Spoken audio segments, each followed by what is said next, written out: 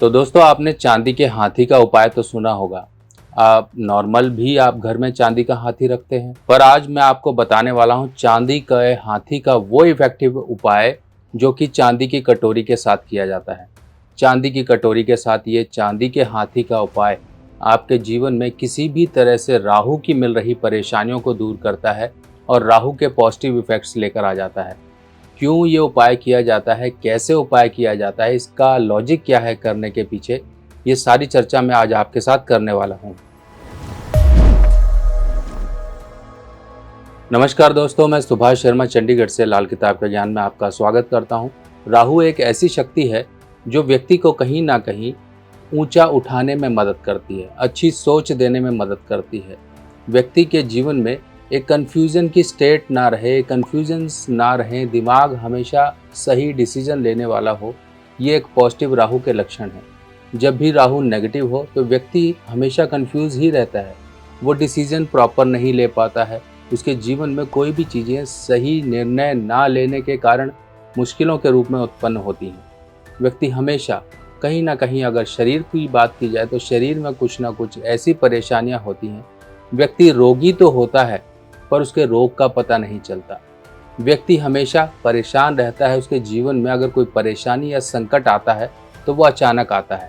ये राहु बुरे के निशानियां हैं। और राहु अच्छा यानी कि व्यक्ति को फर्श से अर्श तक पहुंचा दे, यानी कि ज़मीन से आसमान तक पहुंचा दे। और राहु अगर नेगेटिव हो तो ऐसे में अर्श से फर्श तक, यानी कि आसमान से ज़मीन तक ले आए। तो ये राहु हमेशा आपके जीवन में सही रहे। अब ये राहु कौन कौन से भाव में आपके किस किस जीवन के हिस्से को प्रभावित करता है उसकी भी हम चर्चा करेंगे। ये राहु का उपाय चांदी की कटोरी से और चांदी के हाथी से क्यों किया गया है। मेरे हाथ में ये जो आप हाथी देख रहे हैं, ये चांदी का हाथी हुआ और ये हुई कटोरी।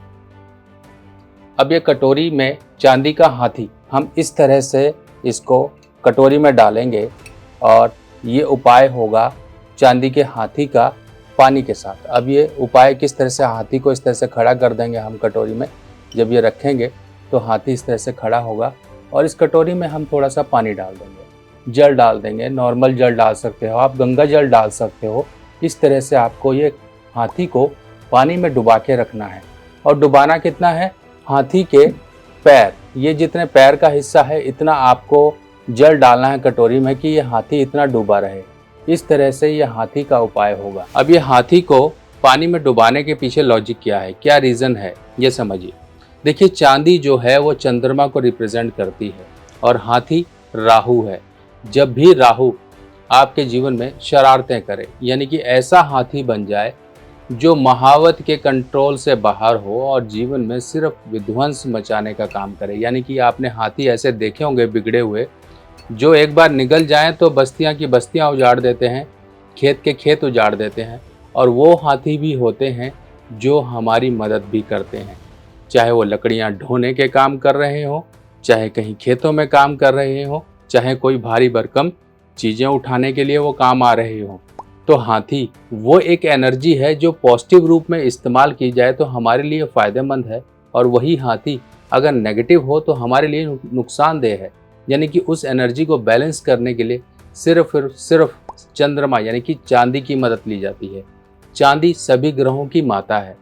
अब माता की गोद में आकर देखिए, सबसे पहले तो ये सभी ग्रहों का प्रण है, एक संकल्प है कि माता के पास यानी कि चंद्रमा के पास जाकर कोई भी ग्रह अपनी शुभता को पाएगा और अपनी जो नेगेटिव टेंडेंसी है उसको दूर रखेगा। यानी कि शरारत ना करने की कसम खाई हुई है सभी ग्रहों ने, क्योंकि चंद्रमा तो सबकी माता के समान है और माता की गोद में आकर तो बड़े से बड़ा निकम्मा या बड़े से बड़ा बदमाश भी एक प्यारा सा बच्चा बन जाता है। इसी तरीके से चंद्रमा की एक शक्ति है जिसे हमने इस्तेमाल किया इस तरह से। अब ये उपाय कब कब होता है, आप राहु की दशा से गुजर रहे हो, राहु के विपरीत प्रभाव है, अननेसेसरली चीज़ें, कुछ ना कुछ ऐसी चीज़ें जो आपके साथ घट जाती हैं और आपका नुकसान करके जाती हैं।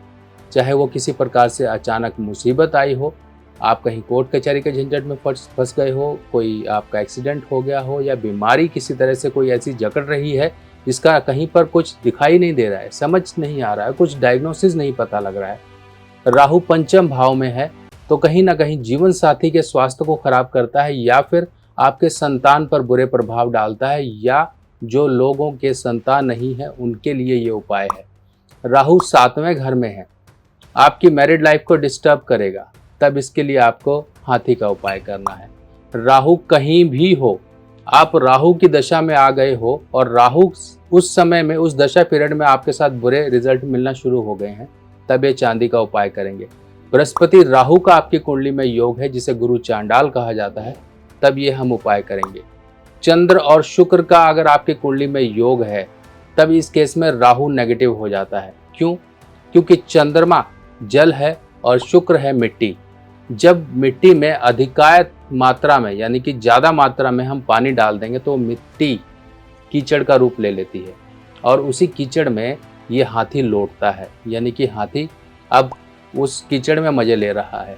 इस तरह से आपके जीवन में कीचड़ ही कीचड़ होता है, निर्मल जल कहीं दिखाई नहीं देता है। इसीलिए यहाँ पर चंद्र शुक्र वालों को भी ये उपाय करना है। चंद्रमा शुक्र का योग कुंडली में कहीं भी हो, हाथी का उपाय कर लीजिए। आपके जीवन में देखिए किस तरह से नेगेटिव असर दूर हो जाएंगे। बच्चे पढ़ते नहीं हैं, कहीं ना कहीं उनकी मेंटल स्टेट डिस्टर्बेंस है। घर में कहीं ना कहीं लोग शराब की प्रवृत्ति में आ गए हैं, आपकी रातों की नींद डिस्टर्ब हो गई है। राहु आपकी कुंडली में 10वें घर में है, आपके करियर में कहीं आपको टिकने नहीं दे रहा है। राहु 12वें घर में है, आपको हमेशा अननेसेसरली एकदम से बुरे खर्चे लाकर आपके सामने खड़े कर देता है। नींद नहीं आ रही है, बुरे नुकसान के चक्कर में आपका जीवन अस्त व्यस्त है।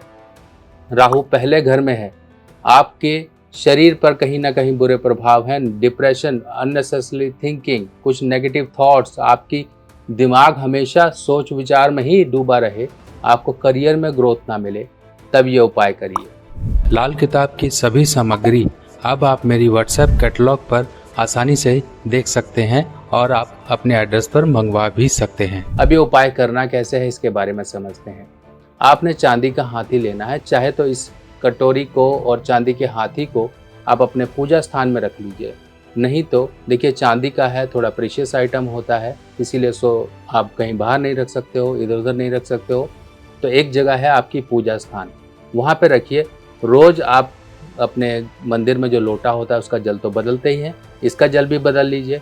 इसका जल किसी पौधे में डाल दीजिए, जैसे आप अपने लोटे का पुराने का जल उठाकर किसी पौधे में डालते हैं, उसी तरीके से इसको भी आप खाली कर लीजिए। इसी तरह से खाली करने के बाद आपने जो लोटा भरा है उसी से थोड़ा जल इसमें भी डाल लीजिए। इतना थोड़ा मामूली मात्रा में आएगा, लगभग ये कटोरी 10 ग्राम की है, ज़्यादा भी आप ले सकते हो। हाथी 60 ग्राम का है, 60 ग्राम का है। अगर हम इसकी प्योरिटी की बात करें, देखिए प्योरिटी आपको 80 से 90% की आसपास की प्योरिटी मिल जाएगी। अगर हम इस कटोरी की बात करें तो आप इसके पीछे देखिए कुछ प्रिंट है और यहाँ पर 92% के हिसाब से, यानी कि 92 की प्योरिटी की ये चांदी है। आपको लगभग मार्केट में ये मिल जाएगी 80, 85, 90, जैसे भी मिल जाए, जितना प्योर होगा उतना अच्छा रहेगा, उस हिसाब से आप ले सकते हैं।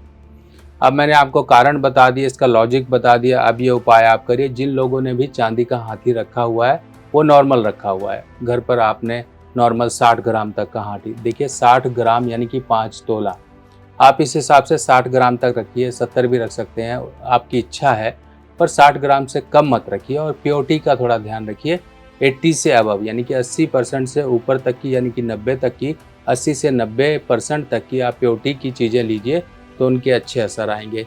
देखिए अब आप रोज़ पानी में चांदी को डालेंगे, इस चीज़ का ध्यान रखिएगा। थोड़े बहुत बदलाव आते हैं चांदी में, अलग अलग जगह के जो पानी के कंटेंट होते हैं, वहाँ पर मिनरल जो होते हैं वो चांदी पर चढ़ना शुरू हो जाएंगे। हो सकता है इसमें हरियाली आनी शुरू हो जाए, इसका कलर कहीं ना कहीं ख़राब होना शुरू हो जाए। तो तरीका यही है, रोज़ आप जब पूजा कर रहे हो तो इसको एक बार सूखे कपड़े से इसको साफ़ कर लीजिए। नहीं तो जब आपको लगता है ये ज़्यादा ही गंदे हो गए, इन पर मैल मत चढ़ने दीजिएगा किसी भी तरह से। अगर गंदगी चढ़ गई, इसका कलर ख़राब हो गया, तो इसको दोबारा से आप अपने यहाँ के ज्वेलर के पास ले जाके इसकी सफाई करा लीजिए करिए। नहीं तो घर पे भी आप उबलते हुए पानी में थोड़ा सा आप बेकिंग सोडा वगैरह डाल के इसको साफ़ कर सकते हैं। नहीं तो कोलगेट वगैरह से भी आप इसको ब्रश से रगड़ के साफ़ कर सकते हैं। बस इस चीज़ का ध्यान रखिएगा, गंदगी नहीं होनी चाहिए, आपका हाथी और कटोरी चमकती हुई रहनी चाहिए। नहीं हो रहा है आपसे तो ज्वेलर तो है ही है, वहाँ पर दीजिए, वो साफ कर देंगे अपने केमिकल वगैरह डालकर। तो दोस्तों इस तरह से ये आपका उपाय काम करेगा और आपके जीवन में हर तरह की मुश्किलों से, राहु से मिल रही मुश्किलों से आपको बचा लेगा। तो दोस्तों आपको कैसी लगी ये जानकारी ज़रूर मुझे कमेंट सेक्शन में बताइएगा। नई जानकारी के साथ नई वीडियो में फिर मिलेंगे, तब तक के लिए अपने सुभाष भाई को आज्ञा दीजिए। नमस्कार।